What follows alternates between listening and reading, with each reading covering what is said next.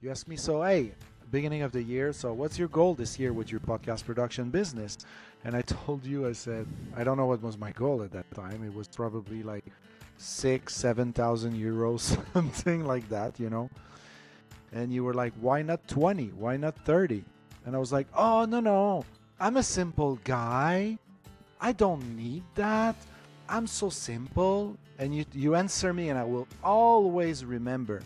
You said, it's because you're scared. You're scared to set the bar that high because you're scared to miss it. Constructing your life is about much more than just building a bank account. Each week, join mindset coach Austin Linney as he interviews guests who are constructing their dream lives and impacting the world around them on a daily basis. If you're an entrepreneur or wanting to start a business, or you just want to hear motivating stories of how others have overcome the odds, you are in the right place. And now for your host, Austin Linney.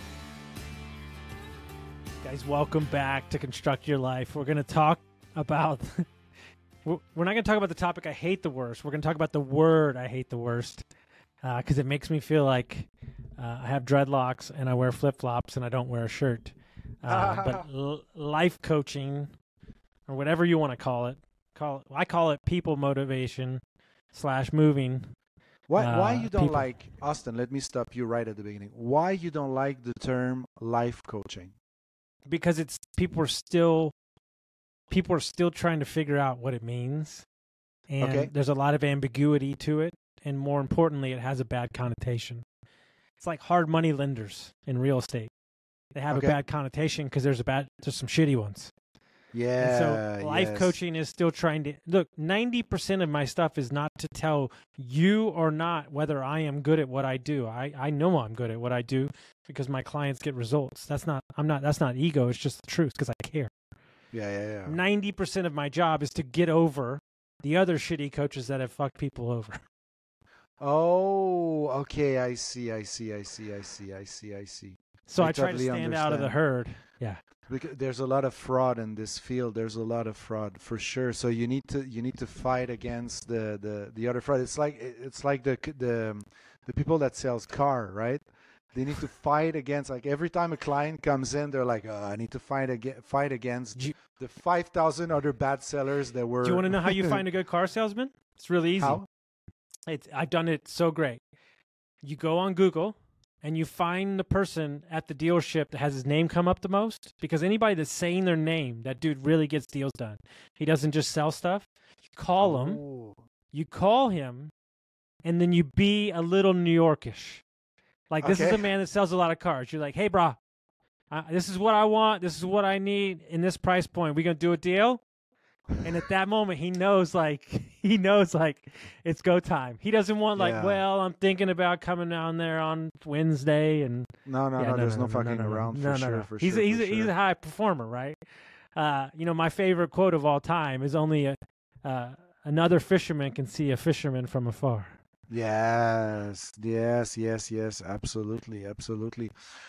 What do you think? Like, I'm curious now that I can ask a bunch of questions about your life coaching. What you do for a living, life coaching. I don't know, for lack of a better word. Give me a better word. You don't like life coaching. What do you do? There's no better word. No. What do you call it? You know what I have on my nameplate at my office? Head mover of shit. So. Head mover. No, listen. What? Listen. Yeah. I am here to be a steward towards the things that you want. And honestly, life coach, mindset coach, whatever you want to call it, is the best terminology for it. It's just very hard to package. I'm going to be happy. Like, those are not quantifiable terms that the American public deals with. Yeah.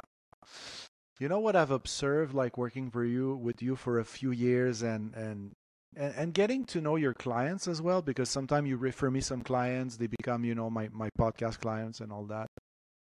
I think your biggest gift as a mindset / life coach, your biggest strength is you spark people. You really have something to that, and it speaks to me. I came out from a challenging, let's say, 2 years, between like the big project I did in France and my divorce and all that.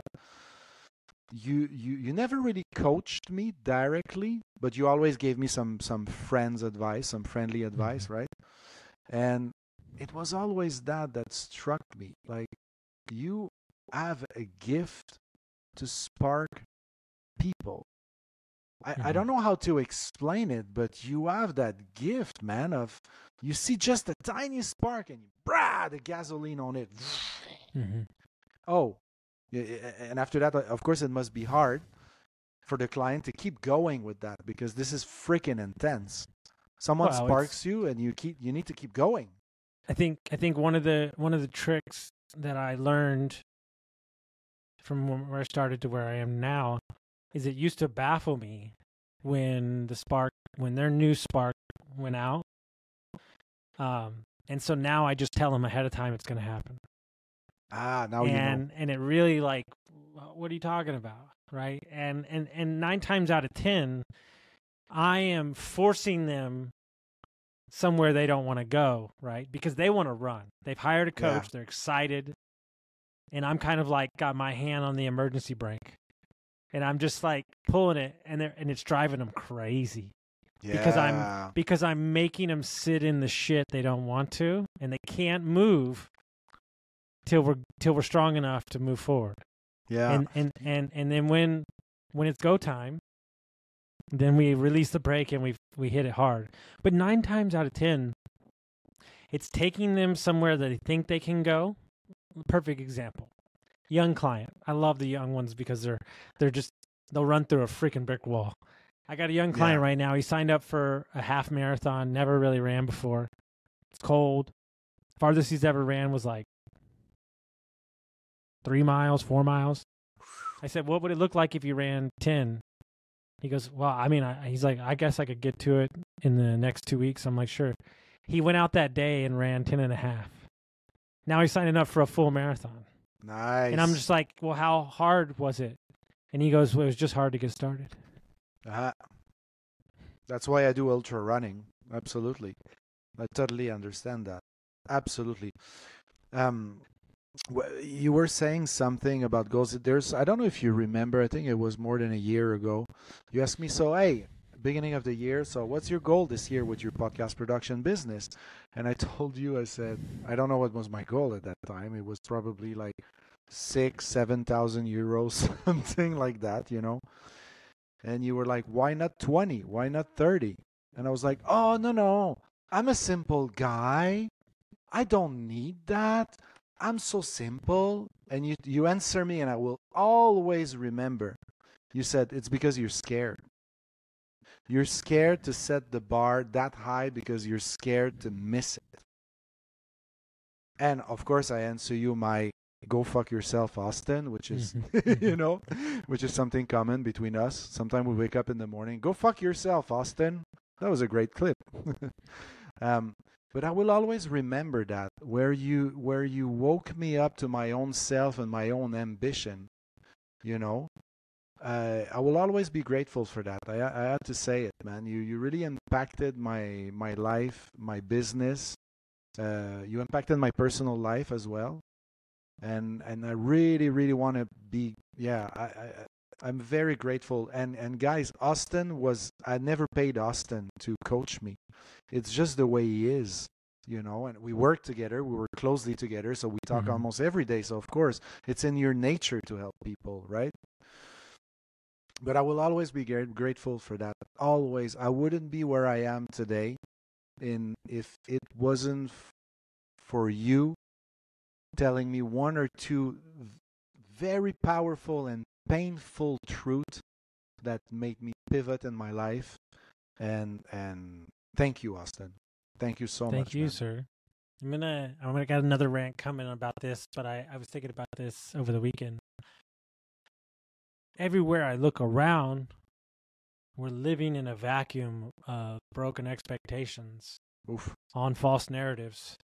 Yeah. Injected by other people's opinions. Yeah. Yes. I know that was a lot of words there, but walk the bouncing ball with me for just a second, folks. Mm-hmm. You're so great, you don't even see how great you are. You're so successful, you don't even see how successful you are. You're so blessed, You don't even see how blessed you are. You're so loved, but yet nothing in front of you loves you. I heard something the other day that changed my life. When you create a mask, you can accept praise, but you can't accept love. And the problem is that most people are placating and then putting masks on in work and public and with their spouses, and they don't ever truly love. And by the way, guys, I'm talking to myself. So we're so damn blessed and so capable of doing whatever we want that we don't even allow ourselves to believe that we have it as good as we have it. Yeah, And absolutely. I refuse to be a part of the negativity chant that's going around, because we do have such an opportunity here to rewrite the history books, no matter how far or how deep or how bad it's all gotten, which I'm just as guilty of getting caught up in the anxiety of life as anybody else. Of course. But what it's teaching me to do is to surrender, and it's teaching me to not have to have all the answers that day. And when you can step back a little bit and you can take some time for yourself and you can be grateful, right? But like really grateful. Yeah. And understand that, like, hey, just 6 months ago you were doing this and you dreamed to be it, now you're already doing it, and blah blah blah blah blah. My joke is that we used to be so happy with just like a little, and now all of a sudden everybody's 21 wants to be a millionaire. What? Like, I don't know if you remember, but every time you share something with me, like, hey, next week I'm going with that guy, he's a billionaire, we're going on a deal, blah blah blah. What do I always tell you? Do you remember? I always tell you, look back, look behind you where you're coming from. You were a drunk bartender, and now you're gonna meet with a billionaire for lunch for a business deal. You were a drug addict. You were the fucking loser of your family. The guy that your parents look at you like a lost cause. Maybe not, but it's important to look back once in a while and see and say to yourself, "Fuck, I'm coming a long way." Yes, I'm coming a long way. My only priority a few years ago was getting drunk and high. And now my priority is like waking up early and be healthy and impacting the world and helping this person and that person and creating a project. That gratefulness starts with the action of you looking back where you're coming from, I think. I think it's super important. My hope to you is that you can see that you're not, more importantly, you're not as far as you think you are. It's millimeter shifts at best. Yeah. It's a little more discipline and it's a little more vision to get bigger, and that's about it. I mean, it's really not far off. So my hope is that this message hits you somewhere where it needs to hit you, so you can realize and have a little gratitude for what it is that you do, and maybe this is that spark that you can create something more than you're doing currently right now.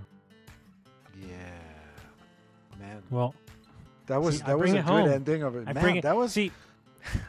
I wish I was your podcast producer. That would be the end of the episode. Like, I would fade out the music, put a little sunset image somewhere. Guys, we have no fun.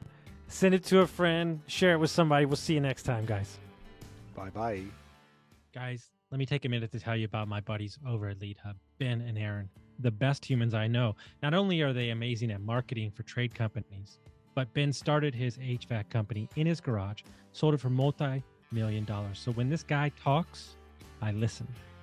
When we took over Dietz Mechanical, we had 22 reviews in 22 years. In 7 short months, we went from 22 reviews to 107. We went from a 4.2 to a 4.7. We tripled our Facebook presence and we tripled our calls.